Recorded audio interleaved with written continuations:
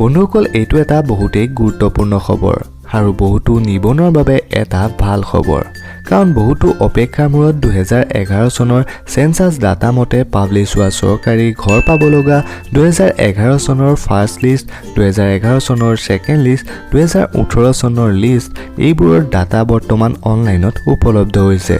য'ত আপোনালোকৰ নাম আছে নাই সেইবোৰ অনলাইনতে চাব পাৰিব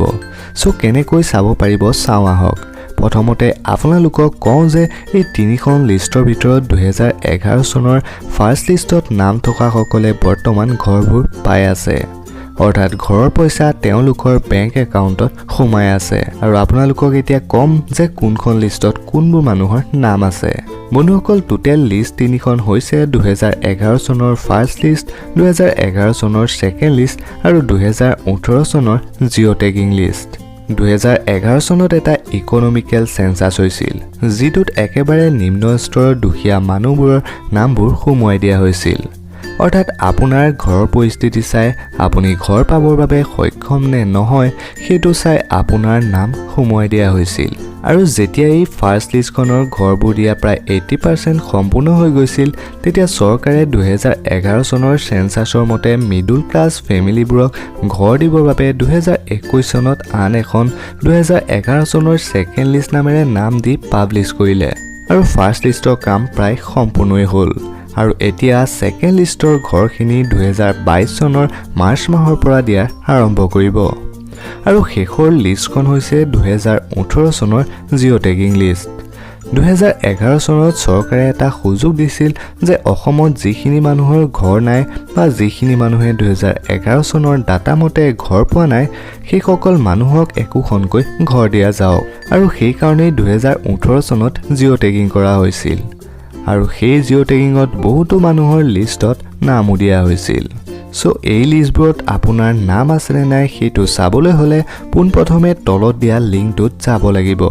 তাৰ পিছত যদি আপুনি 2011 চনৰ ফাৰ্ষ্ট লিষ্টত নাম আছে নে নাই চাবলৈ হলে এই ষ্টেক হোল্ডাৰ অপচনটোত গৈ চাব পাৰিব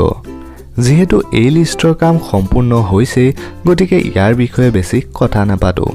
বৰ্তমানলৈকে ফাৰ্ষ্ট লিষ্টৰ কাম প্ৰায় 95% সম্পূৰ্ণ হ'ল আৰু এতিয়া এই 2022 চনৰ ফেব্ৰুৱাৰী মাহৰ শেষলৈকে এই লিষ্টখনৰ কাম সম্পূৰ্ণ হ'ব সো এতিয়া 2011 চনৰ সেকেন্ড লিষ্টত নাম আছে নে নাই চাব হলে সেকেন্ড অপচনটো যিটো SECC ফেমিলি মেম্বাৰ ডিটেইলছ এইটোত ক্লিক কৰিব তাৰ পিছত আপুনি ষ্টেট সিলেক্ট কৰিব আৰু PMAY আইডি নাম্বাৰটো ভৰাই দিব আৰু যদি আপোনাৰ ওচৰত এই নাম্বাৰটো নাই তেন্তে এই নাম্বাৰটো আপোনাৰ পঞ্চায়তৰ প্ৰেসিডেন্ট বা আপোনাৰ পঞ্চায়তৰ GPC বা সেক্ৰেটাৰীৰ ওচৰত বিচাৰি আনিব পাৰিব আৰু এইটো দিয়াৰ পিছত আপুনি গেট ফেমিলি মেম্বাৰ ডিটেইলছত ক্লিক কৰিব লাগিব আৰু ইয়াৰ পিছত আপুনি সেই লিষ্টখন চাব পাৰিব আৰু এতিয়া যদি আপুনি থাৰ্ড অৰ্থাৎ 2018 চনৰ জিঅ' টেগিং লিষ্ট চাব বিচাৰে তেন্তে থাৰ্ড অপচন অৰ্থাৎ আৱাজ প্লাছ ফেমিলি মেম্বাৰ ডিটেইলছত ষ্টেট আৰু আইডি নাম্বাৰ পুট কৰি চাব পাৰিব আৰু ইয়াৰ আইডিটো আপুনি পঞ্চায়তৰ সেক্ৰেটাৰী বা প্ৰেসিডেন্ট এই সকলৰ ওচৰতে পাই যাব সো এনেকৈ আপুনি গুটি কেইখন লিষ্টত আপোনাৰ নাম আছে নে নাই সেইটো চাব পাৰিব আৰু যদি এই ভিডিঅ'টো চাই কিবা ভাল পালে বা ভিডিঅ'টোৰ পৰা কিবা জানিব পাৰিলে বুলি ভাবে দেন ভিডিঅ'টো লাইক কমেন্ট শেয়াৰ কৰি দিব thank you bye bye take care